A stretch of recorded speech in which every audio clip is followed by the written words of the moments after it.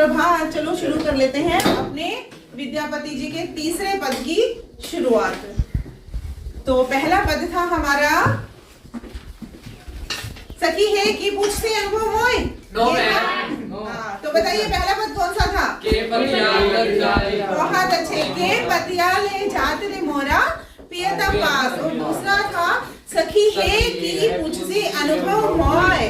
और तीसरा है हमारा कुसुमित कानन हेर कमल मुखी।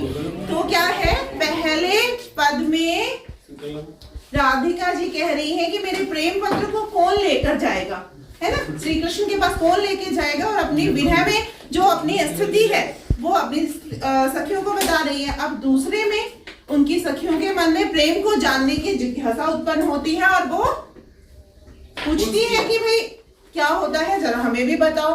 तो वो जो हमारा पद था, राधिका जी जो जवाब देती है कि मुझसे प्रेम का अनुभव क्या पूछ रहे हो, वो हमारा दूसरा पद है।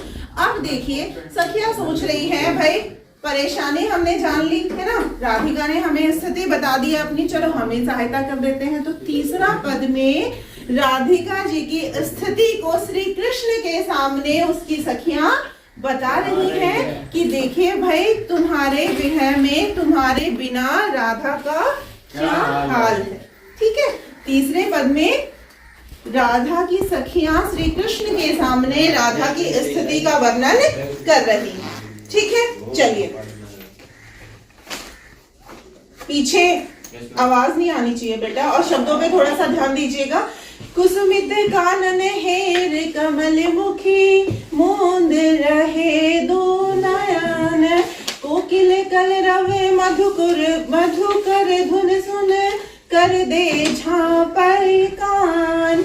माधव सुन सुन वचन हमारा तू गुण सुंदरी अति भेल दूबरी गुन गुन प्रेम तोहार। क्या बताया गया है? कुसुमित कानन हेर कमल मुखी, कमल के समान मुख वाली, प्रमोद कमल के समान मुख वाली, कौन सा अलंकार है? कमल के समान मुख वाली। बहुत अच्छे बेटा। कमल के समान मुख वाली जो राधा है वो कुसुमित कानन हेरी, हेरी का मतलब होता है देखना, जैसे कि फूले हुए वनों को देखती है। मूंदी रहे दो नयन, तो अपने दोनों आंख बंद कर लेती है ना। वसंत में आपने पहले भी बहुत बार ऐसा वर्णन सुना है कि विरह में जब नायिका रहती है तो उसे बिल्कुल भी अच्छा नहीं लगता है, प्रकृति का जो सौंदर्य उसे नहीं भाता है। तो कुसुमित कानन हेर कमल मुखी मूंद रहे दो नयन। अब पहले हमारे पद में आया था कि भेल सावनो मास, ऊपर से सावन मास आ गया है, तो कहीं ना कहीं आप वहां से भी कनेक्ट है ये चीजें कि जैसे ही राधा जो है कमल के समान मुख वाली राधिका जी जैसे ही फूले हुए वनों को देखती है तो अपनी आंखें बंद कर लेती हैं। क्यों बंद कर लेती हैं? हम आंखें कब बंद कर देते हैं? जो दृश्य हम नहीं देखना चाहते, जो हमें अच्छे नहीं लगते, जो हमें पीड़ा पहुंचाते हैं, जाहिर सी बात है वो चीज हम नहीं देखना चाहते। तो अब खिले हुए फूल सबको अच्छे लगते हैं, राधा को अच्छे लगने चाहिए, लेकिन यहाँ अच्छे नहीं लग रहे हैं। वो अपनी आंखें बंद कर लेती है खिले हुए फूलों को देखकर। कोकिल गले रवे मधुकर धुन सुने कर दे झापई कान। और जैसे ही कोयल और मधुरों की गुंजार सुनती है, कोयल की आवाज सबको मधुर लगती है, अच्छी लगती है ना, सब सुनना चाहते हैं, लेकिन राधा की स्थिति उल्टी है।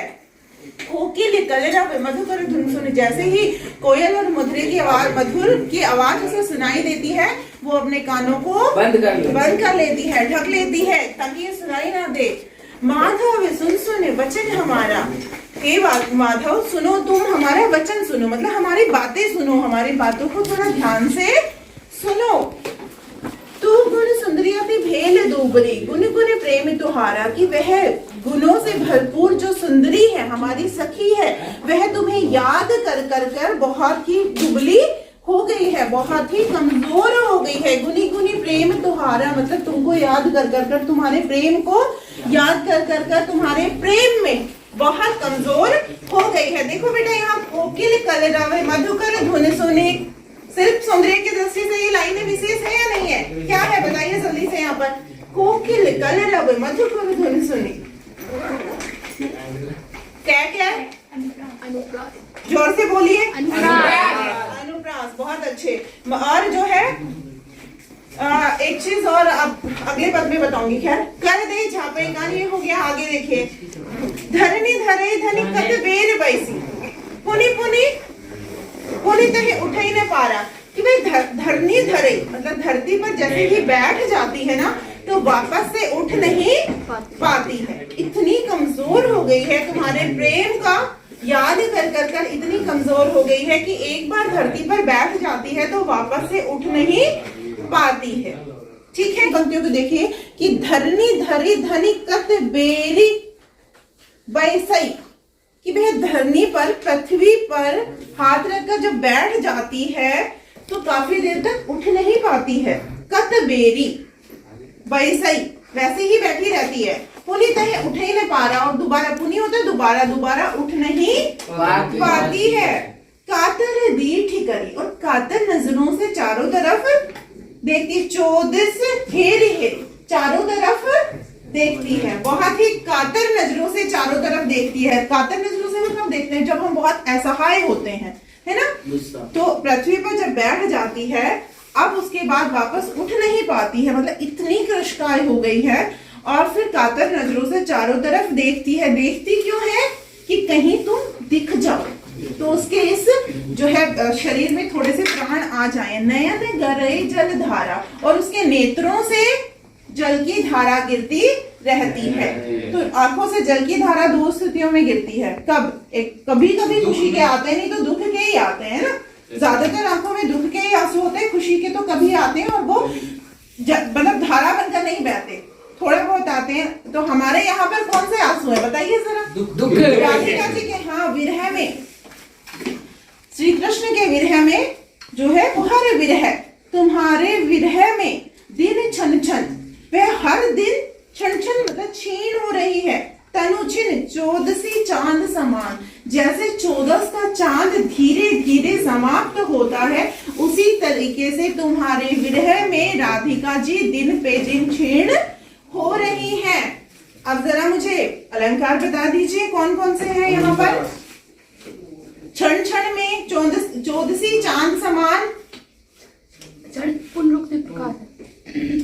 चौदसी चांद समान, में तो पुनरुक्ति प्रकाश है। हाँ क्षण क्षण में, ठीक है, क्षण क्षण में पुनरुक्ति प्रकाश। सविता बहुत अच्छे। एक चीज और मैं विशेष थोड़ा सा यहाँ बताऊंगी। और चौदसी चांद समान में संजना ने सही बताया है, रूपक। रूपक नहीं है बेटा, उपमा है यहाँ। सा सी सम सरिस समान आदि वाचक शब्द। और जरा अर्थ करके देखिए कहाँ से रूपक लग रहा है आपको? रूपक हमारा था कमल मुखी में, कमल के समान मुख वाली। ठीक है, तो अब यहाँ देखिए एक चीज मैं बताती हूँ तुम्हें, जो है क्षण क्षण में सविता ने बिल्कुल सही बताया कि पुनरुक्ति प्रकाश अलंकार है। लेकिन यहाँ एक और अलंकार है जिसे हम कहते हैं विप्सा। क्या है? विप्सा। अब थोड़ा सा अंतर है पुनरुक्ति प्रकाश और विप्सा में। पुनरुक्ति प्रकाश में भी शब्दों की पुनरुक्ति प्रकाश पुनः उक्ति, मतलब जब एक ही शब्द बार बार आता है, 2 बार 3 बार 4 बार, और उसका अर्थ हर बार वही रहता है, वहां हमारी पुनरुक्ति होती है। सेम ये चीज विप्सा में भी है, लेकिन यहाँ थोड़ा सा उसके साथ जुड़ जाता है कि जब ये पुनरुक्ति जो है ना, अगर घबराहट में हुई हो, है ना, घबराकर जल्दी जल्दी एक ही शब्द 2 बार निकल गया हो मुंह से, या फिर घृणा के कारण हुई हो, या फिर ईर्ष्या में हुई हो, या फिर विराग के कारण, है ना, जब किसी चीज से विरक्ति हो जाए, तो तब अगर इन भावों के साथ अगर शब्द की पुनरुक्ति हुई है तो वहां पर क्या होगा? विप्सा है। थोड़ा सा गहराई है, पर थोड़ा ध्यान दोगे तो पकड़ जाओगे, है ना। जैसे छी छी ये बहुत गंदे, तो वहां बोलते वक्त घृणा है, तो वहां पर हमारा विप्सा अलंकार है। पुनरुक्ति भी लिखोगे तो गलत नहीं होगा, लेकिन उसके आगे जाकर अगर देखोगे तो वहां विप्सा अलंकार है। ठीक है, चलिए आगे देखिए। अभी धनई विद्यापति शिव सिंह नरपति लखी माँ दे ही रमान। जब मैंने पहला पद शुरू किया था उससे पहले मैंने थोड़ा सा बताया था कि जो हमारे मैथिल कोकिल विद्यापति जी हैं, विद्यापति जी को मैथिल कोकिल कहा जाता है ना। तो मैथिल मतलब मैथिल भाषा के, तो मैथिल कोकिल हमारे जो विद्यापति जी हैं, ये आदिकाल और भक्तिकाल के मतलब ये संधि कवि माने जाते हैं। दोनों ही कालों की प्रवृत्तियां इनके उसमें है। तो जब आदि काल की मुख्य प्रवृत्ति की बात मैंने की थी, तो ये खड़े हो जाओ। जब मैंने आदिकाल की प्रवृत्ति की बात की थी तो मैंने ये बताया था कि राजा महाराजाओं की या जिनके आश्रय में वो रहते थे उनकी जो है गुणगान करते हुए काव्य लिखते थे या जो भी। तो मैंने बोला था कि हम अपने पदों को पढ़ेंगे तो जानेंगे। तो आप लोगों ने एक बार भी नहीं सोचा कि हमने तो पद सारे पढ़ लिए, ऐसा वर्णन तो कुछ आया ही नहीं। इसका मतलब ये बताता है कि तुमने ध्यान नहीं दिया बात पर, है ना। तो यहाँ सारे पदों में नहीं था, लेकिन देखिए हमारी इन अंतिम पंक्तियों में उनकी उस भावना का झलक हमें मिलती है। भनई विद्यापति शिव सिंह नरपति लखमा देहि रमान। भनई विद्यापति, विद्यापति कवि कहते हैं कि राजा शिव सिंह, अब विद्यापति जी हमारे जो है उन्होंने अपने जीवन का बहुत सारा समय राजा शिव सिंह के आश्रय में निकाला था, उनके राजकवि के रूप में। तो विद्यापति कवि कहते हैं कि राजा शिव सिंह जो है ना, वो इस बात को बहुत भली भांति जानते हैं, बहुत अच्छी तरीके से जानते हैं। इसीलिए वो क्या करते हैं, लखमा देहि रमान, इसलिए वो अपनी पत्नी, अपनी प्रियतमा लखमा देवी के साथ रमन करते हैं, उसके साथ में रहते हैं। ठीक है, मतलब वियोग की इस स्थिति को, प्रेम की इस स्थिति को राजा शिव सिंह बहुत अच्छी तरीके से जानते हैं, इसलिए वो अपनी प्रेयसी, अपनी पत्नी लखमा देवी के साथ रहते हैं।